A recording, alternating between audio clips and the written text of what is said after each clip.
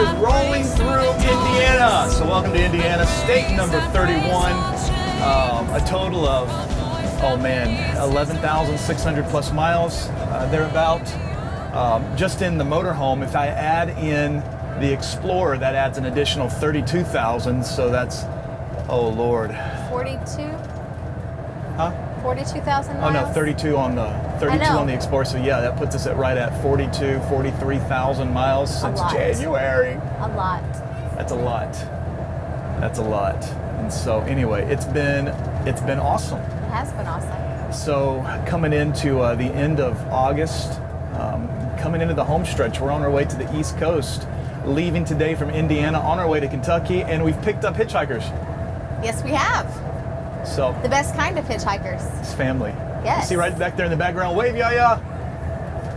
There you go. So we've got Jill Porter with us, and then her two sons, actually three sons, all on board. Yes. One just happens to still be in the oven. And he's cooking a little bit longer, till December. So, anyway, so yeah, Carson and Will, and then Caden and Chase is all sitting back in the back. Rhea is with Nana, so she's actually following behind us. And so we actually have a caravan going down the road. This is the start of the Gypsy tour. Yes, I love it. We're caravanning on our way to Kentucky. And so as we're going in there, we're gonna try and stop by the Ark tomorrow. Yeah. The big gigantic Ark. Ark Encounter. The Ark Encounter there in Williamstown, Kentucky. Take the kids. I think that'll be a lot of fun. And so I'll make sure that Rhea does a road blog from there so you can see cool. all of that. And she's way behind on her road blogs. Yes. But I'll tell you how you can help her. If you would subscribe to her YouTube channel. Yes. And if she were to suddenly see like a bump in her subscribers, because right now she's at 11. She's wanting to beat Dad, who's almost at 500. I may already be over 500 right now, but she's really wanting, so if she sees more subscribers, I think that would put a little more fire underneath her to release the blogs, because she's got several that are waiting to kind of come through the hopper, and then she's got several of them that are up there, and they're fun to watch, so make sure you grab a hold of those. They are fun. Anyway, so babe, tell everybody about Indiana. Well, Indiana was great. For those of you who do not know, I was actually born here in Indiana. So in Peru. Yes, in Peru. Which we went to. We did go there. We ate at Harvey Hinklemeyer's Pizza. Yes. Because that's one of our favorite places to eat when we were growing up here. That's my name too. Wrong song, but okay. So it's been great. We've been able to see lots of extended family, my cousins and aunts and uncles, and just be really, be here and visit take my kids to where I grew up and tell them little stories and things like that. So it's been a really neat trip so far. It's been fun. Peru is, for those of you that don't know where Peru is at, it's right next to Mexico. It is, in Miami County. In Miami County. So if you've ever wondered what's wrong with people from Indiana, I don't know. They're the greatest people on planet Earth. I don't know why they... Geography is just a little bit off. It's a little off. It's all good though. It's fun. There's like an Italy and a Paris in Texas. So yes, there is. But there's an Eiffel Tower in Paris, which we've been to. But anyway. So, but it was good. We worked with 3 churches while we were here. We were at Hartford City with Chuck and Mary Rogers, which that's Jenna and Jill's uncle and aunt. Yes, my mom's sister. Your mom's sister. Yep. And so they've been pastoring a church in Hartford City for a couple years. Yep. It's kind of a replant, and so we came in to be an encouragement and a support there. Got to stay at the Assemblies of God campground, which is great. Very nice. There on Lake Placid, gorgeous location. Yep. And it was free, which I love free. Free is awesome. Yep. They call that boondocking. I guess that wasn't really officially boondocking because we had all the hookups that we needed. So, but it was free. So that's the best kind. It is. The best kind. That really helps. In fact, I think this month we haven't had to spend anything on. We have not. It's like where we're headed to now. Be the first time we've actually had to get a campsite. Yep. So anyway, it's been really good on the budget. Yep. There in Hartford City, worked with Chuck and Mary, and then we cruised down from there, over. What? Well, while we were there too, I got to see a childhood friend. that was really fun. Yep. She was in our wedding. Yep. Her husband is a coach at Ball State University, helped coach basketball there. And So shout out to Angie. Angie, we love you. I was about to say Angie Mullins. That would be that would be her maiden name. Her maiden name, Angie Yes. Grunkmeyer. Yes. Yes, and her kids and family. So that was a fun thing to do too. Yeah. Also found out that apparently the creator of Garfield Yes. is from Indiana and in that area, and so they've created all these big, gigantic Garfields, statues and they've hidden them across Marion County. around Marion County. And the story that I think is the funniest is the very first one they did was kind of like a sports. Well, no, it wasn't the first one, but it was one they did. It was like a fitness. They're all different themed, and their hopes is that Garfield fans will come and tour Marion County to see all the Because there is a Garfield multitude of Garfield fans. Hey, I can just see them now. There's folks that are watching this from Yes. California, and they're major Garfield fans, and they're like, we're making a trek all the way to Marion County, Indiana, Yes. to start working our way around and take a picture with all of the fiberglass Garfields. Yes. There you Absolutely. go. You're welcome, Marion County. Absolutely. But Just one boosted of- your tourism. The athletic one, somebody Yeah. apparently hugged it a bit too tight, and the head popped off, and it fell into the Tippecanoe River. Is that right? No, not Tippecanoe. What no, was it? the Mississinawa. The Mississinawa. Yeah. There you go. It's a mouthful. In the reservoir. In the reservoir. Reservoir. And so, I don't know yeah, how it you was say found, caught, I guess, in.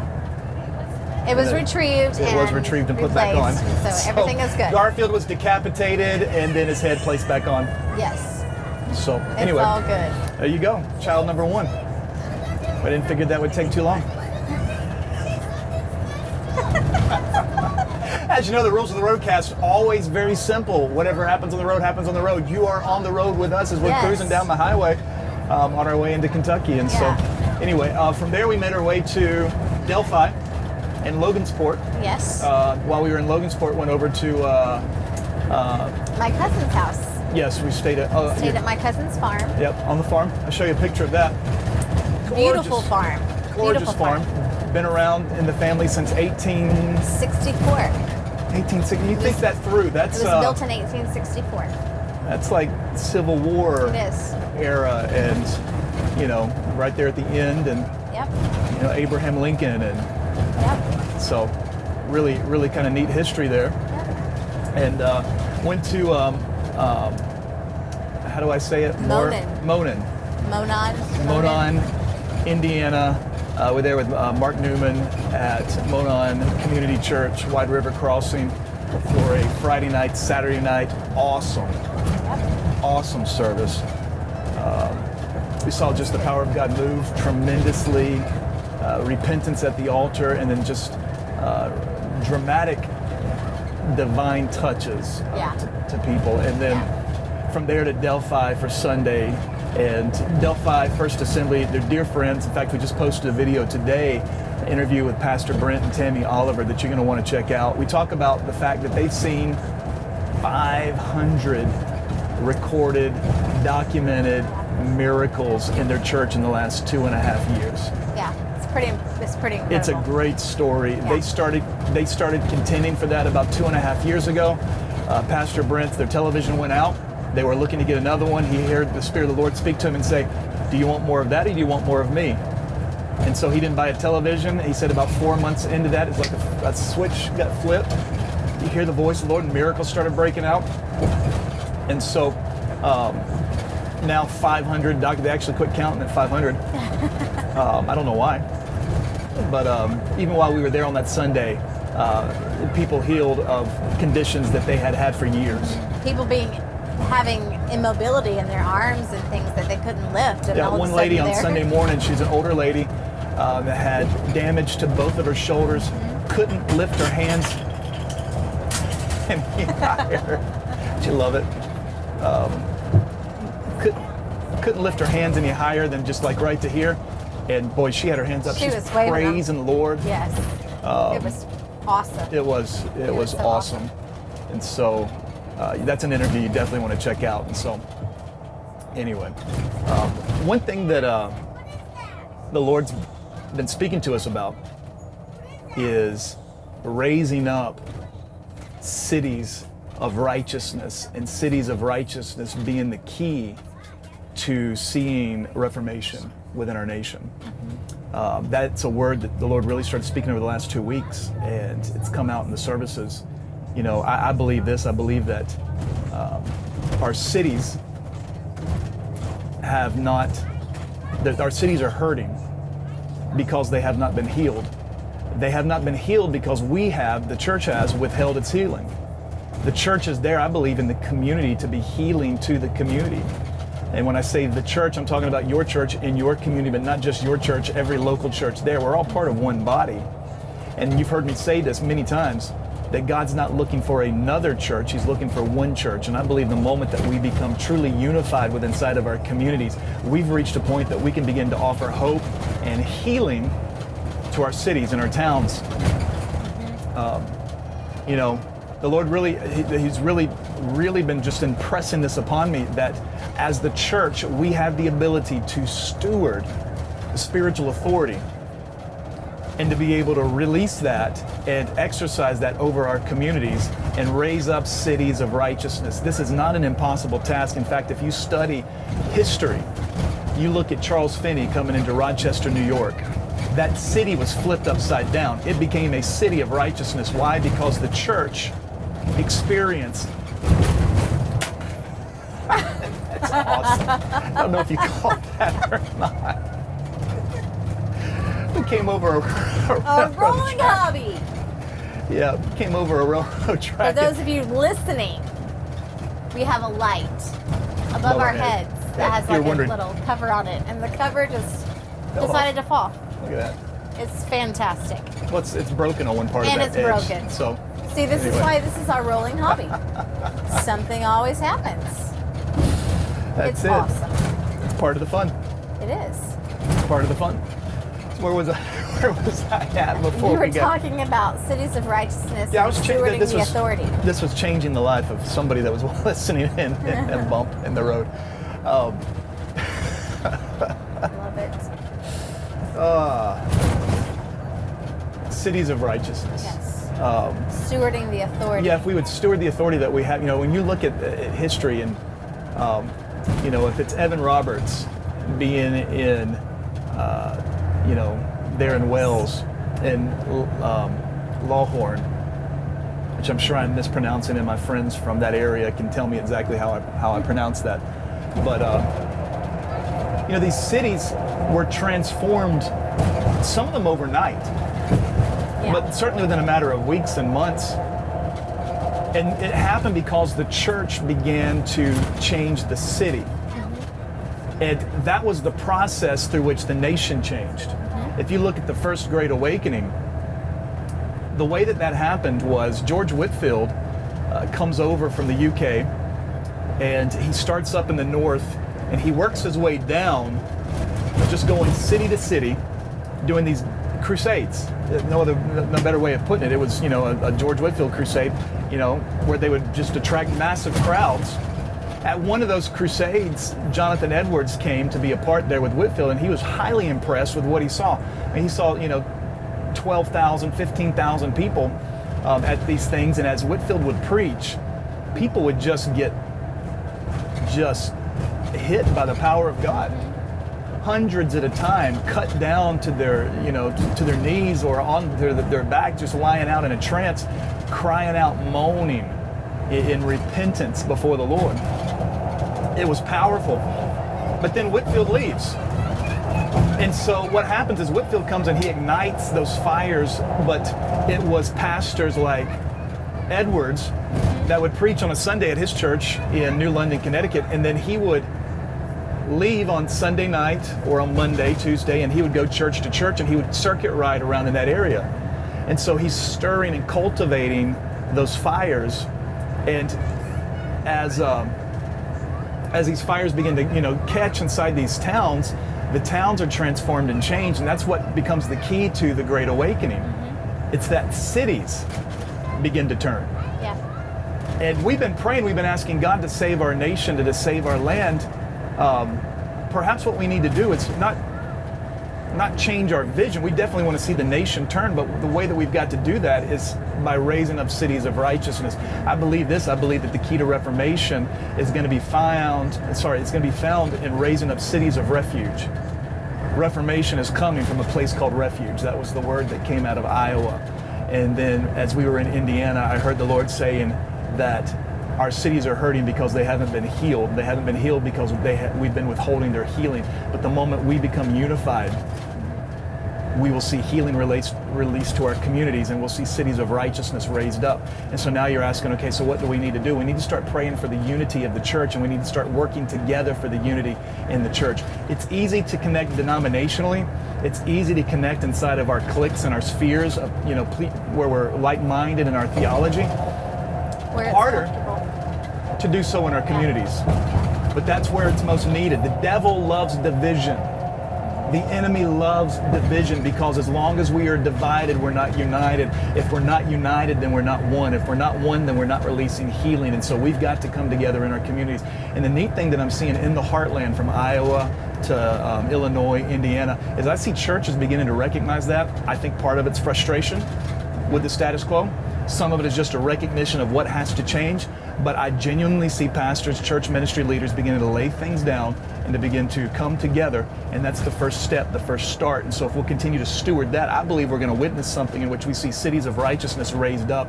And the more and more those that we see, what's going to end up happening is we're going to see a reformation birthed across the land. Yeah. And that will be powerful. I mean, we've seen even as a nation, if you just look at the headlines, there's power in unity. And it doesn't matter what it is. If it's a unified voice, it's heard, and there's power behind it. So imagine the church with the message. The greatest message that we have in the world is the hope and the love of Christ. Yep. And if we can all get behind that and be one unified voice, the power that is released and the healing at the same time is released. Yeah. And you look at the headlines right now. Our nation is divided. Very Deeply, divisively divided. You look at just a couple weeks ago when the neo-Nazis and the white supremacists marched on Charlottesville and they turned that city upside down, and it's become just a chaotic point. And I can't believe the vitriol and the division and divisiveness that I've seen, even from people in the church. In the process, defending things and fighting for things that honestly, my friend, this world is temporary. This world is perishable. It's time that we let go of this world and begin to contend for the kingdom. But what I want you to really key in on is the fact that a evil group, a divided group, came in with this venom inside of this community, and they have set the national dialogue all the way to the White House for the last 2 weeks.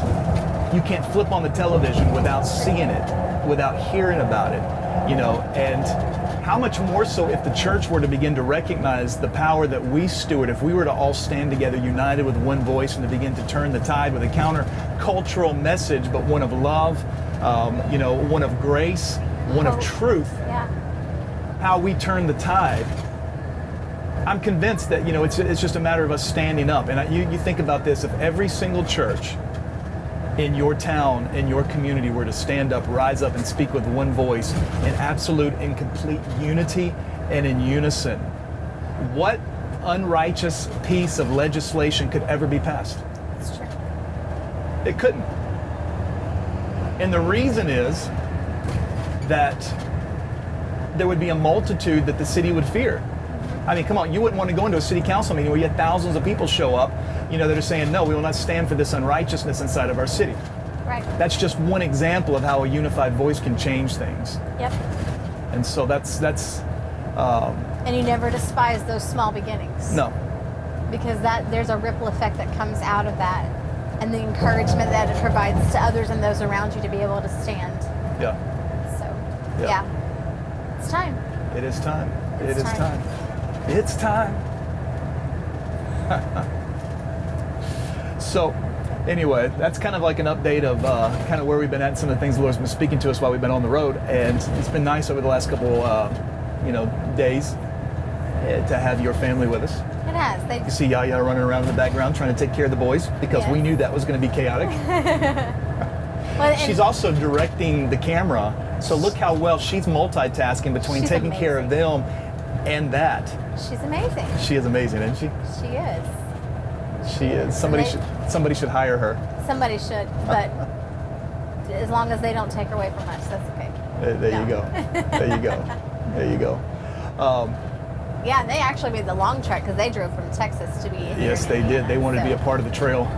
They are part of the Trail of Fire. Wanted to be a part of the trail. They're the first people that have joined us on the trail. Yeah. Hey, Yaya, how much time do we have left on the roadcast? 9 minutes. 9 minutes to go. Awesome. Perfect. So, real quick, while we were in Logansport, we got to see the eclipse along with The rest of the United States. I don't know what you thought about that from your vantage point and viewpoint. Since we were in Delphi, we weren't able to get down south to be in the path of complete totality. But we did have our eclipse glasses. We did. And we got to see a partial eclipse, 90%. Mm-hmm. It looked like just a little itty bitty fingernail left of the top part of the sun, right where we were at. Neat to watch. It got dark. It did get dark. Not completely dark, obviously, 'cause it's not total. And But we experienced all of those changes. Yeah. And then we got to put the television on the NASA channel. Yeah. And so the kids were able to watch the eclipse in Oregon, and then in Montana, and then from Montana or Missouri, and then I think Well, we watched it Oregon, Idaho, Missouri, and then it came to Clemson, which is Kentucky, and then Clemson, and then yes, Charleston. that's right. Yeah. You're right.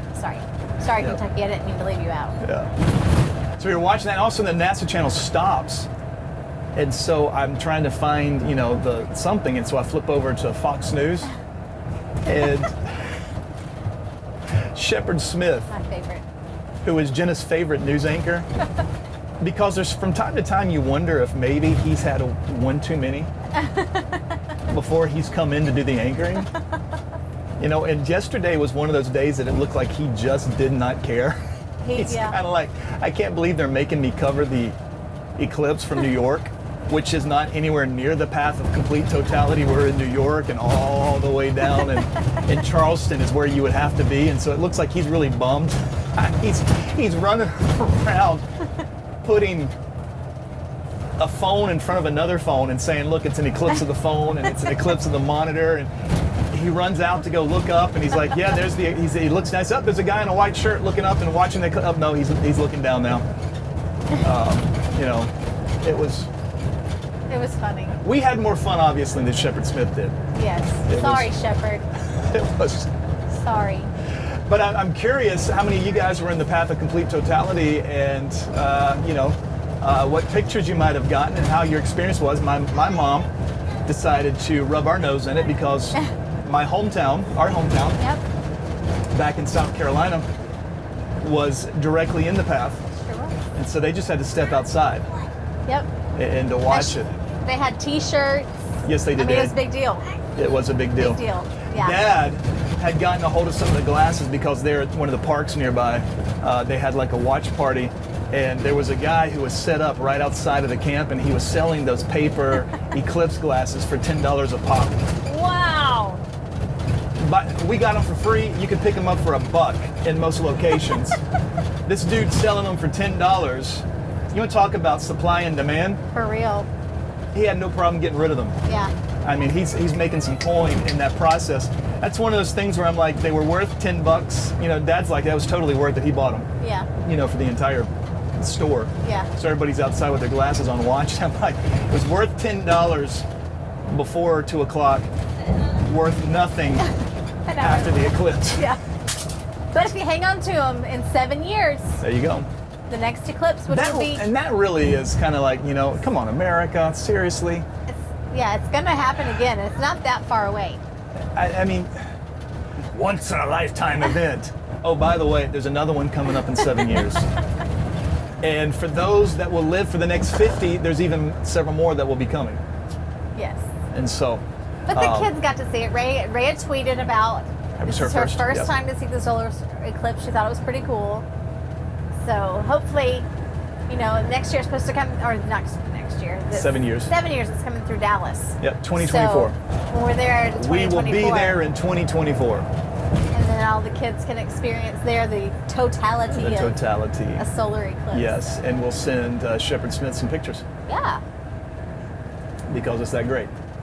So anyway, I love these Roadcasts. I hope other people love them too. No, they do, because we get to hear from you guys that write us back and share with us. It's fun to be able to. Well, it's not just something that you can watch. You can actually subscribe to the podcast And listen to it. and listen to it down the road. So it's not like you have to sit and watch for 30 minutes, but you can listen to it while you're driving.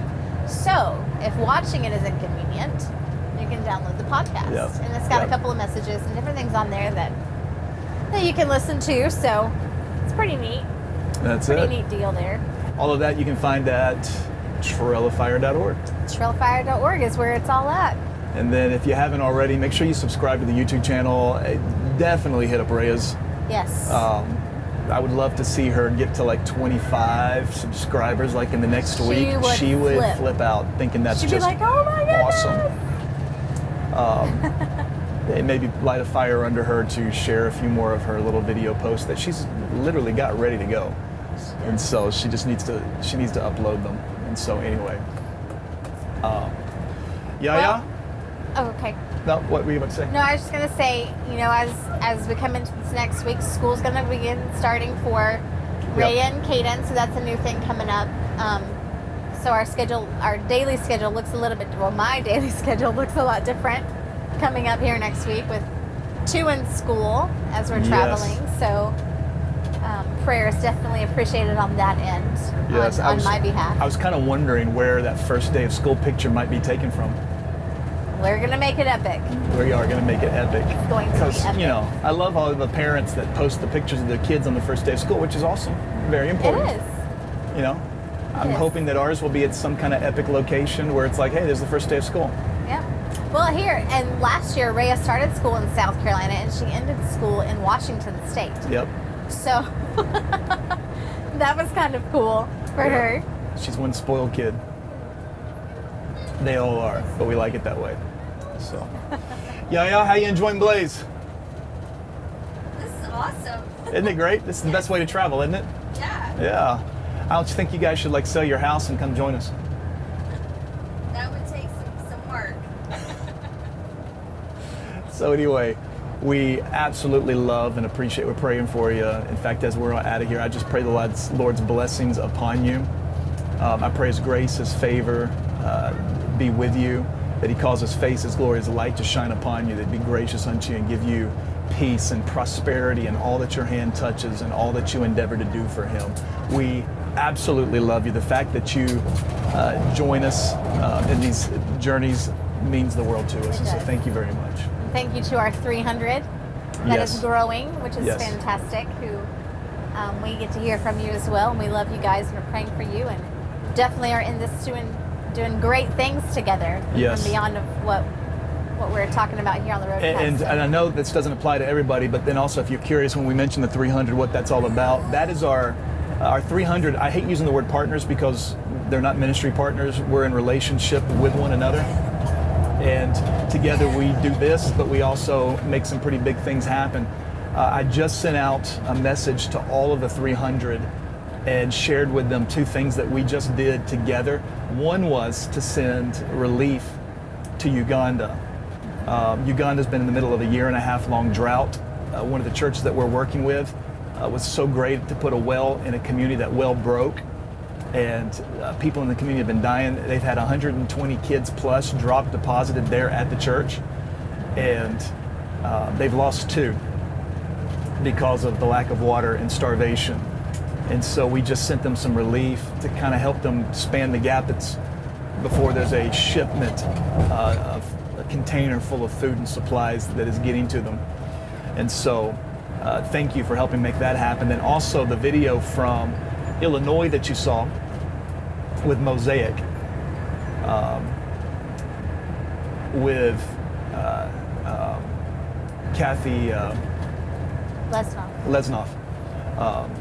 That organization, you heard her talk about in that video, which that video has been watched over 25,000 times. Thank you so much for helping to share that. But this is really cool. In that video, she shares how they're getting ready to start doing online discipleship and devotionals with the ladies that they've been in there to be supportive of and help.